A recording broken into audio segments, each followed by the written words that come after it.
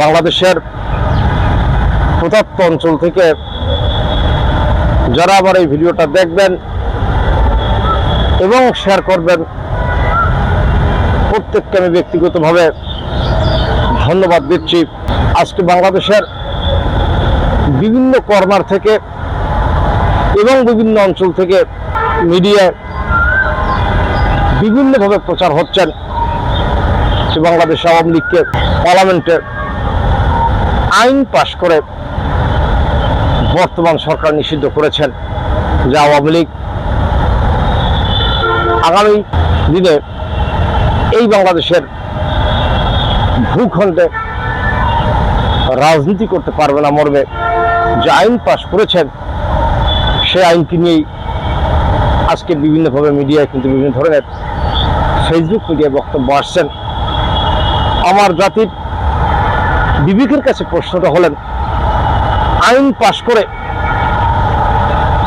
জনগণের কোনো ফলকে স্তম্ভিত করা সম্ভব কিনা বা স্থগিত করা সম্ভব কিনা, আজকে কিন্তু সে বিষয়টা বাংলাদেশের মানুষের কাছে ফুটে উঠছেন। অগণতান্ত্রিকভাবে গণতন্ত্র চর্চার নামে যে আইন পাশ করেছেন, এই আইনকে বাংলাদেশের গণমানুষরা শ্রদ্ধার সাথে দেখছে না। আজকে কিন্তু গণমানুষের প্রশ্নটা হলেন যে আওয়ামী লীগকে নিষিদ্ধ করার ক্ষমতা জাতীয় সংসদে যারা এমপি রয়েছেন, এই এমপিদেরকে কে ক্ষমতা দিয়েছেন?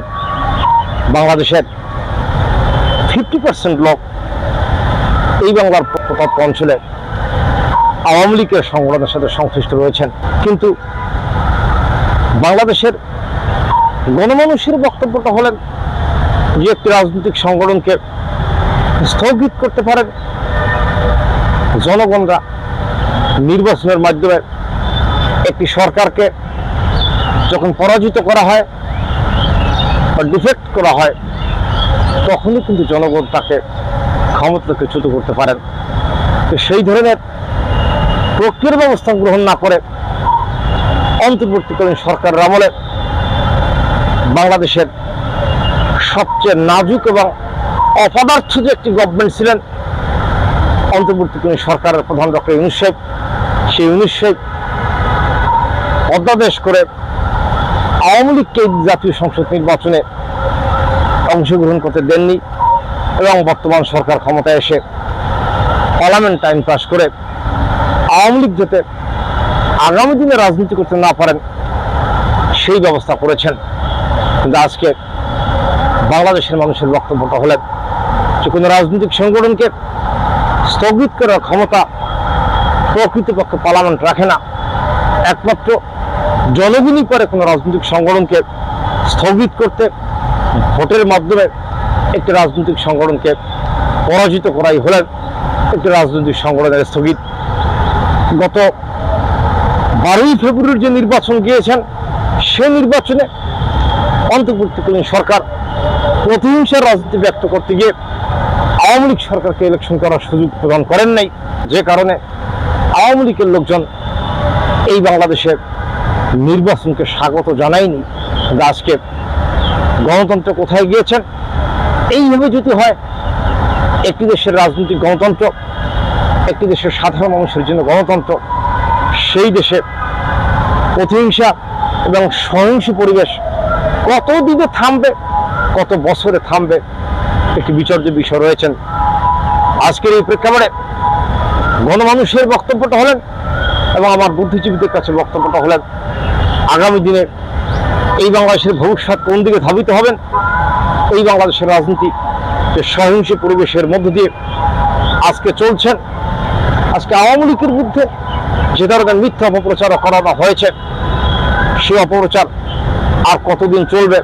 আজকে কিন্তু আওয়ামী লীগের যারা গ্রাম বাংলার লোকজন রয়েছেন বা সাধারণ মানুষ রয়েছেন, বা আওয়ামী লীগের বিভিন্ন ওয়ার্ড পর্যায় থেকে শুরু করে ইউনিয়ন পর্যায় থেকে শুরু করে যে ধরনের মানুষ রয়েছেন, তারা কিন্তু আজকে নীরব রয়েছেন। সেই নিরপরাধ মানুষগুলোর জমি লুটপাট হচ্ছেন, মহিষ গরু লুটপাট হচ্ছেন, বিভিন্ন গবাদি পশু তাদের লুটপাট হচ্ছেন, তাদের সম্পদ দখল করা হচ্ছে। আগামী দিনে এই দেশটি কোন দিকে ধাবিত হবেন সে বিষয়ে কিন্তু আজকের বিচার্য বিষয়। আজকের এই রাজনৈতিক অস্থিতিশীলতার কারণে এই বাংলাদেশের মানুষ গণতন্ত্র প্র্যাকটিস করতে পারছে না। আগামী দিনে জাতির বিবেকদের কাছে আমার বক্তব্যটা হলেন, এই অগণতান্ত্রিক ধারাবাহিকতা অব্যাহত না রেখে আগামী দিনে মানুষ যাতে গণতন্ত্রকে সঠিকভাবে উপভোগ করতে পারেন সেই বিষয়ে সকলকে উদ্যোক্তা আহ্বান করার জন্য আমার বক্তব্য শেষ করার পূর্বে পুনরায় আপনাদেরকে বলতে চাচ্ছি, এই পার্লামেন্ট বাংলাদেশের শেষ পার্লামেন্ট নয়। আগামী দিনের এই রাষ্ট্রকে সহিংস পরিবেশের দিকে আপনারা ধাবিয়ে দিচ্ছেন এবং এই রাষ্ট্রের সহিংস পরিবেশকে কন্ট্রোল করে শান্তি শৃঙ্খলাভাবে দেশ পরিচালনা করার জন্য উদ্যোক্তা আহ্বান করে আমি আমার সংক্ষিপ্ত বক্তব্য শেষ করছি। ধন্যবাদ আপনার সকলকে। সুস্থ থাকবেন, ভালো থাকবেন।